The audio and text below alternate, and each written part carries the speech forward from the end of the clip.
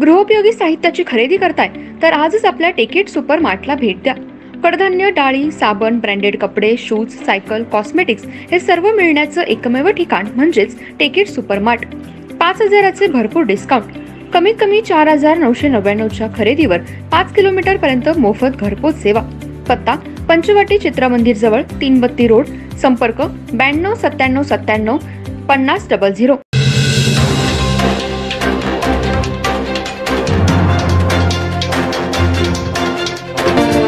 नमस्कार, मी तेजस्विनी मगदूम। एम मराठीमध्ये आपल्या सर्वांचं स्वागत आहे। पाहूया ठळक घडामोडी।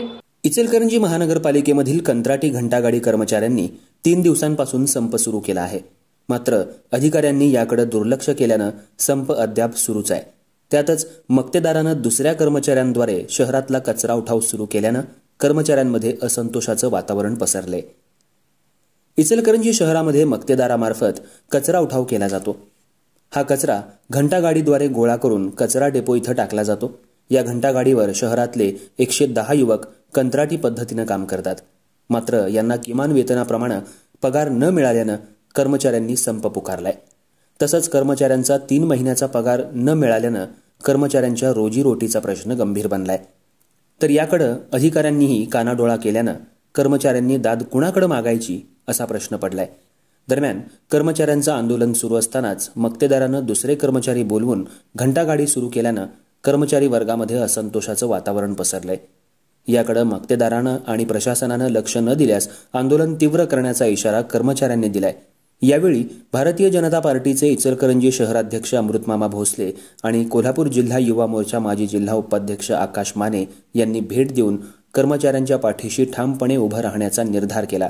तसंच 2 दिवसात घंटागाडी कर्मचाऱ्यांचा प्रश्न न सुटल्यास सुरू असलेल्या सर्व घंटागाड्या बंद पाडू असा निर्वाणीचा इशारा दिलाय।